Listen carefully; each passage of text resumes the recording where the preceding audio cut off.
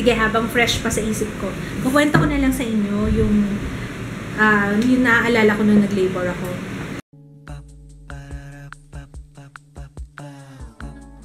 This is my family. Check natin yung sinaing ni Jaya. Uy, malapit na. Obvious si Jaya na saing. Grabe yung kanin. No, I'm vlogging. Thank you sa pagsaing, anak. Hindi pa ako nag-ayos dito. Good morning! Morning, Jaya. 11:30 na. Actually, babalik pa ako sa higaan. Alam nyo, lumalakas na yung Braxton Hicks ko. Ano na siya? Medyo nagiging painful na hindi kagaya ng mga nakaraan na carry ko pang kumilos kahit na sumasakit siya. Pero hindi pa naman siguro siya yung real contractions kasi nababawasan yung sakit every time na nag-change ako ng position, ganyan. Nawawala naman yung sakit, nababawasan. Kaya hindi pa siya, tsaka tolerable pa siya. 2 days na lang, 36 weeks, officially kabuanan ko na. Nagugutom na ako. Let's eat. Ay, Jaya! Na pag hindi ka busy, palagay ng water sa kitchen, ha? Bait ng anak ko. Kagaya nga sinabi ko siya nagsaing, tapos ngayon, nagpapalagay ako noon. Grabe, wala nang laman yung freezer namin. Si Kids tulog ng tulog lately eh. Maaga siya natutulog. Ewan ko, baka mamaya siya mag-grocery. Ang gising ko. Buti na lang, may natira pa ako. Munggo, nung isang araw, sa freezer ko talaga nilagay para hindi siya masira agad. Initin ko lang ito. Yun na lang kakainan ko. Oh my gosh, mawawalan pala kami ng tubig bukas. 3 araw yata. Maswerte pa nga kami kasi si Paul. Hi Paul! If you're watching, 5 araw daw sila. Magkalapit lang yung building namin eh. Hika-ika na naman ako. Kaya kailangan makapaglaba ako ngayong araw na to kasi bukas. Yeah, wala kaming tubig. Ang hirap. Ay, oo nga pala. Naalala ko yung may comment si Vanessa. Hi Vanessa! Etong charger daw na to, yung binili ko kahapon. 65 lang daw yung kable. Grabe naman! Ang laki ng tubo nga nila. Magkano? Kasi yung dalawa, basta ito, magkahiwalay kasi siya, yung kable at saka yung saksakan. Ito, this one, yung saksakan. 400 lahat. Tapos tuwan-tuwa pa ako kasi na tawaran ko ng 50 pesos kaya 350 na lang binayaran ko. Tapos sabi ni 65 pesos lang daw to. Grabe sila magtubo, no? Magpatong tubong lugaw. Muntik na. Bumili na lang si Kets ng hindi na siya nag-vlog ha kasi nagmamadali siya kasi uulan. Kumukulog-kulog na eh. Pero nagpabili lang ako ng mga lulutuin. Pork chop tayo ngayon. Yes, love! Grabe. Nandito lang kami all day It's a lazy Sunday. Nagluluto ako ng pork chop. Pork chop. Gusto mo pork chop? Bango. Kakasawa na naging isda eh. Kaya, karne muna ngayon, pork chop. Ang ginamit kong breading ito, as usual, yung crispy fry. Ay, original pala to. Mas masarap yung garlic eh. Sarap naman yan. Pasubo ako. Nagre-reklamo to isa eh. Puro daw isda. Kaya nga ako nag-pork chop eh. Kasi magsasawa na rin ako sa fish. Sauce ng isda mo. Ha? Sauce ng isda mo. Oo, mahal yung maya-maya. Reklamo ka pa? Minsan pabili ka ng salmon. Gusto kong try yung recipe ni Daddy. Ano naman, binabag? Yeah, oo. Minarinig nila overnight daw yun eh. Ito pa yung sausawan galing sa Via Mario. Sarap eh. Itutupi ako habang nanonood ng mga natural childbirth tips. Yun ang pinaggagawa ko mula pa kahapon. Kasi nire-ready ko na yung sarili ko on what to expect, kung ano yung mga gandang positions. Kasi talaga itatry ko na huwag mag-epidural. Kasi nga, kagaya ng sinabi ko, nung nag-epidural ako before ako bigyan ng epidural, maganda yung performance ko sa pag-ire. Hindi ko alam, siguro may nangyari na yung timing siguro hindi maganda yung timing nung binigay sa akin yung epidural, ha. Hindi ako sure about that. Pero nung time na nag-take effect na yung epidural, parang wala nang kakwenta-kwenta yung pag-iri ko. Kaya nga, ang nangyari na noon, 3 nurse, 2 babaeng nurse, tas 1 lalaki. Pagkakaalala ko parang gano'n na. Ang dumagan sa tiyan ko para lang mailabas ko si Jaya. Yun ang ayoko mangyari ulit kasi mas okay pa yung nararamdaman ko yung sakit kasi alam ko kung time na para mag-push. Nung time na nag-take effect na yung epidural, wala na talaga. Wala nang kakwenta ko. Parang siguro sa pagod ko na rin. Hindi ko na nga din maalala kung gaano katagal ako nag-labor nun. Wala na akong memory nung mga time na nasa delivery room ako. Kasi para lang siyang panaginip. Parang magigising ako, tapos mawawala na naman ako sa ulir. Parang nagba-blackout ako nung time na yun. Pero ang hindi ko makakalimutan, yun nga, yung dinaganan ako. Kasi yun yung masakit talaga. Parang nadurog yung ribs ko.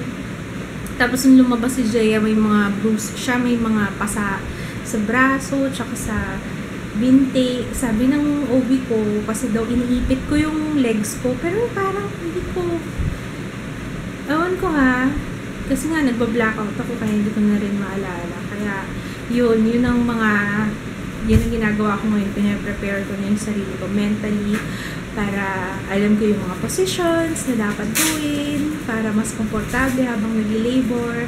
At saka ang plano namin ni Kids, kanina nga umaga nag-usap kami. Sabi ko, hindi muna tayo pupunta ng ospital hanggat hindi, it's either yung nag-break na yung aking bag of water, or kapag yung contractions ko maliit na, or ano na lang yung interval. So, siguro mga 3-5 minutes apart. Ewan ko, tingnan natin. Hindi ko pa sure. Kulang pa yung knowledge ko regarding that. Kailangan ma-refresh ko pa muna sa isip ko yung stages ng labor. Pero, feeling ko kaya ko yung natural. What's happening? Lagyan natin ng smile kasi kanina ka pa nakasimangot eh. May attitude si ate kanina pa. Nasigawan ko na nga kanina yan eh. Kasi nagdadabog-dabog siya. Hindi ko alam kung bakit. Nasa-stress na naman yata kasi may pasok na naman bukas. So yun, anyway. Ay, may ano pala ako, may na-discover ako yung raspberry, red raspberry leaf tea. Ewan ko kung familiar kayo doon. Naghahanap ako ng meron dito sa Pilipinas. Meron ako nakita sa babymama.ph. 400 pesos, pero hindi ko alam kung gaano karami. Tea yun eh. Iinumin siya para makatulong sa uterus habang nagko-contract. Ewan ko, para siguro mas maganda, mas mapadali yung labor. Pero effective kaya talaga. Ang hirap naman maghanap dito sa Pilipinas. Kasi okay din daw siya sa menstrual cramps. Parang hindi siya masyadong masakit. Yun ang nire-recommend na tsaa. Pero ano sa tingin mo, ate?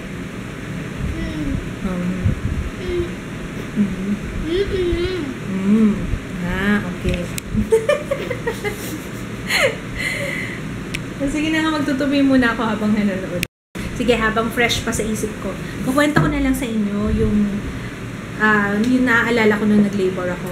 Nung day before, nagpa-ultrasound kami ni Kids. 36 weeks na ako nun. Nagpa-ultrasound kami ni Kids, tapos yung size ni Jaya, hindi siya 36 weeks eh. Parang 38, mga ganun na yung size niya. According dun sa ultrasound. Tapos, malaki na siya. Hindi ko makakalimutan na sinabi ng sonologist that time, siguro i-induce ka na ng doktor mo kasi malaki na yung baby mo. Doon ako natakot. Kaya nun, after namin magpa-ultrasound, inaya ko si Kits, although bed rest ako ng time na yun. Inaya ko si Kits, sabi ko, tara maglakad-lakad tayo sa SM para matagtag na ako. Para makatulong sa, baka mag-jump start na yung aking pag-labor. So, yun, naglakad-lakad kami sa Robinson, sa Novaliches, tsaka sa SM. Tapos, kinabukasan, doon na kami nagstay kay Ate Joyce noon kasi malayo sa talagang tirahan namin yung ospital. So, doon kami kay Ate Joyce, kinagabihan, parang, ano ba nangyari? Parang madaling araw pa lang, nafe-feel ko nang naghihilab-hilab na yung tiyan ko. Tapos nun, kinabukasan, alas 6 pa lang ng umaga, diretso na kami sa ospital. Tapos pagdating namin doon, leaking na daw ako. Pero parang ilang cm pa lang ba pagdating? Parang 1 cm or 2 cm pa lang ako. Kaya ang tagal din namin sa ospital. Hapon na. Around, mga tanghali or hapon. Doon na ako dinala sa... Binigyan pa ako ng pampahilab. Yun, naalala ko. Binigyan ako ng pampahilab nga. Kasi nga, leaking na ako. Kaya, di ba, hindi na. Pag leaking na, kailangan ituloy-tuloy na yung labor process. Kasi nga, syempre, delikado na sa baby. Yung magkaroon ng infection or something. Ayun. Tapos, nung binigyan na ako ng pampahilab, kaya, yun na, doon na nagsimula yung sakit. Nakatulog pa ako nung time na yun before, nung umaga. Tapos nung hapon, yun, doon na ako nagsimula labor ng talagang matindi. Yun, after that, parang malabo na sa memory ko kasi parang nagbo-blackout na ako nung time na yun. Kaya yun ang ayoko. Sinasabi ko talaga yung birth plan ko ngayon, kasi baka mawala sa isip ko eh. Ayokong, gusto ko pumunta sa hospital ng, na talaga, yung, parang feel ko game na. Kasi kapag pumunta ako ng earlier, mamaya bigyan pa ako ng pampahilab. Yun ang mas masakit. Parang kapag artificial yung paghihilab, parang mas masakit yata siya. Alam ko mas masakit siya. Yun ang aming plano. Total, malapit lang naman kami ngayon sa ospital na panganganakan ko. Mga ilang kembot lang, nandun na kami sa ospital. May dula ba dito? Kasi nanonood ako kagabi. Sabi ko, parang okay ang dula. Hindi ko alam kung may dula dito sa Pilipinas. Pero natatawa si Kit. Sabi niya, ba't magdudula ka pa? Ano yung dula? Sabi niya, nga naman. Parang pwede namang wala na, di ba? Parang hindi rin naman siya sikat dito sa Pilipinas. Pero, sabi ko nga, pwede bang ikaw na lang maging dula ko? Sabi ko kay Kids. Sabi niya, baka daw mapanganga na lang siya pag nandun na sa hospital. Sabi ko pa, ikulong nga asahan ko. Sabi niya gano'n. Mamaya kasi, sa sobrang sakit, di ba, mawala na ako sa sarili. At least siya yung re-remind sa akin na, tsaka magko-coach sa akin na hindi kaya mo to, na Kaya yun, nagpa-practice na rin ako ng breathing exercises. Tapos, ngayon, pag humihilab yung tiyan ko, inaano ko na parang nagpa-breathing exercises na akong ganun Although, hindi pa siya ganun kasakit. Pero yung parang inaano ko na, nire-remind ko na yung sarili ko na kailangan masanay na ako. Pero feeling ko madadalian ako sa panganganak ko ngayon. Sana talaga. I'm keeping my fingers crossed. At saka may naalala pa ako sasabihin Baka mawala na naman ako. May isa pa akong tip na nakuha kagabi. Ang ganda nung nito sa mga kasabayan kong manganganak, Lindquists. Ilalagay ko yung link ng video na pinanood ko, yung may 10 tips siya for natural childbirth. Kung interested kayo, ilalagay ko yung link sa description box kasi ang dami kong natutunan sa kanya. Huwag lalabanan yung pain. Parang mag-give in ka, parang kailangan talaga may knowledge ka So, nangyayari kasi kapag wala kang knowledge, parang takot ka, diba? Yun naman usually fear of the unknown. I-surrender mo yung katawan mo sa sakit kasi alam mo na kaya siya sumasakit kasi para mailabas yung baby. Kaya kailangan may mindset din talaga. Tsaka wag lalabanan yung contractions. Tsaka isipin mo na lang, ako iisipin ko na lang, pag masakit yung ulo, diba, tuloy-tuloy, walang pahinga. Pero ang labor, ang contractions, may pahinga. Kaya yun nga maganda dun kasi may break in between.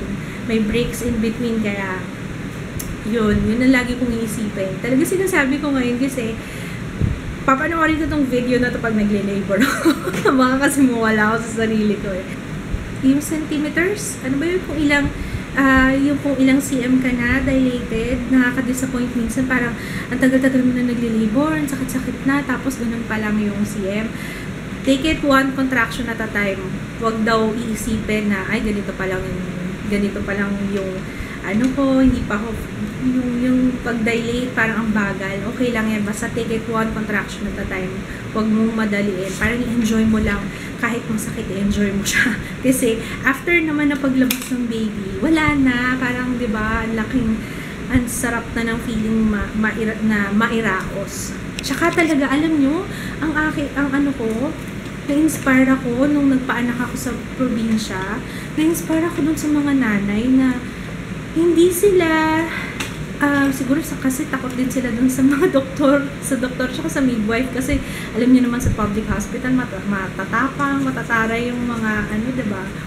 Kaya sabi ko kung sila nga, walang reklamo, wala namang tinanong sa kanila kung gusto mo na i-painless kita, wala, talagang sila pa yung binapagalitan sila ng doktor na ay, mamaya ka na umire, sabayan mo yung yung parang sinisigawan ka pa, parang hello, sakit-sakit na nga ng tiyan ko.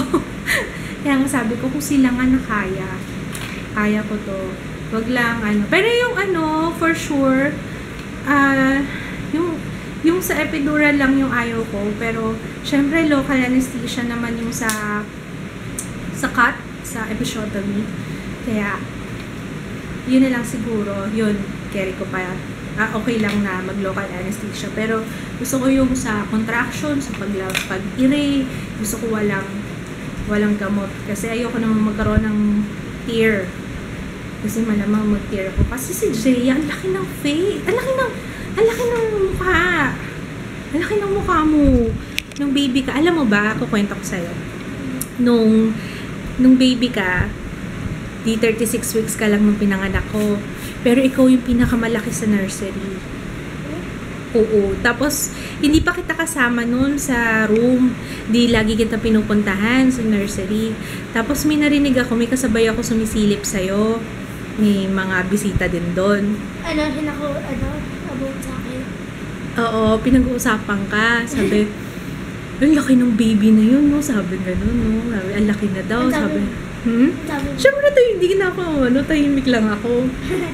Parang sa isip-isip ko, sinasagot ko sila na, alam niyo bang kulang ko sa buwan niya?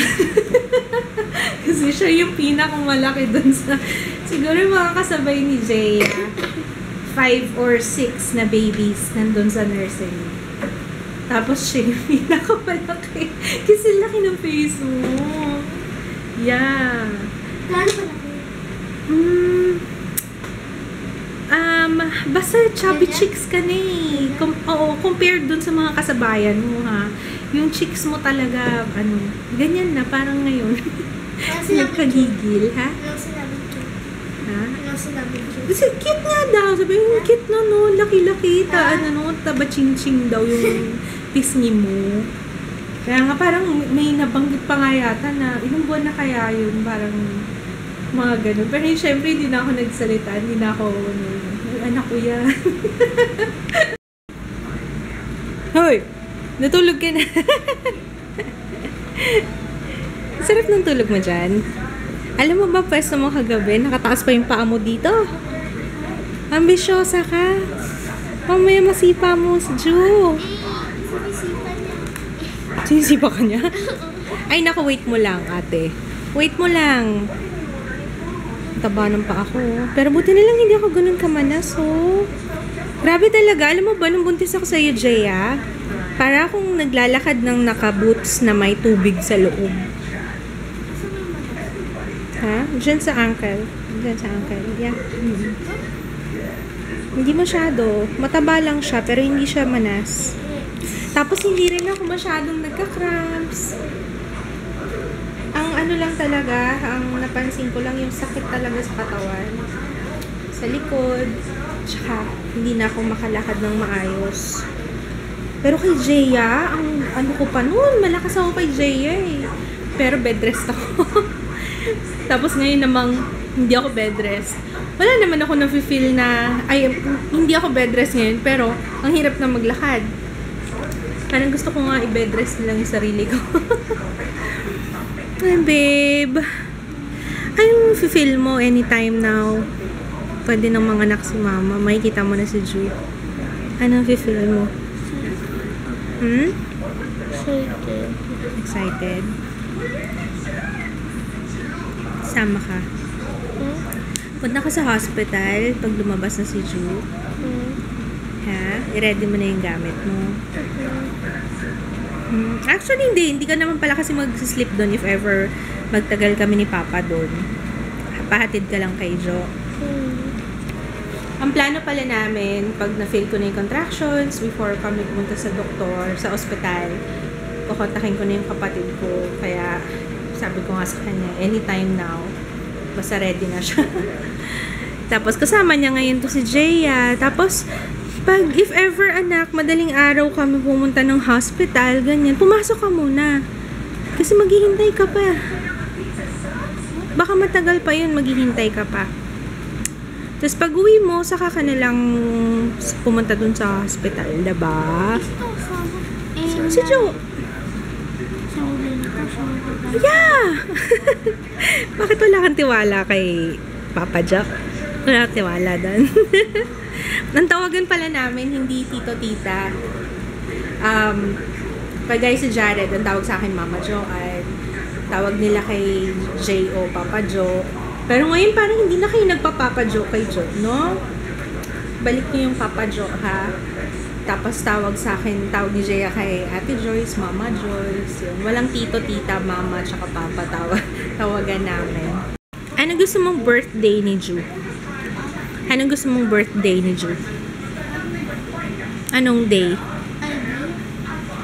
Kasi malamang hindi na ako umabot ng September na yung itsurang to mukhang hindi na abot ng September to. Anong day? 29? Masyado nung matagal yun. Baka ma-CS na si mama. Mga ganun 25. Oo nga eh. Yun, actually, yung talaga target namin, 20, mga 25, 26. Anyway, bukas pala, i-update ko kayo kasi check-up ko tomorrow ulit sa OB. Kaya, yun, simula na ng weekly IE. Actually, na-miss ko na yung IE. It's been a while. Balitaan ko kayo tomorrow. So, I'm gonna say goodnight na. Bukas na lang ulit. Yes! Ano ba yun? Yes! Yes, love! Huh? Oh, sige. Oh, papahawak ng kamay. Kanina pa naglalambing ko. Wish ko lang talaga. Sana normal pa rin yung delivery ko.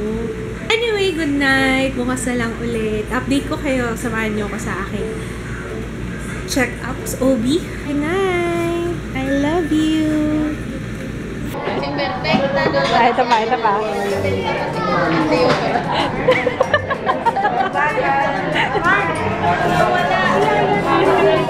Ayun sila.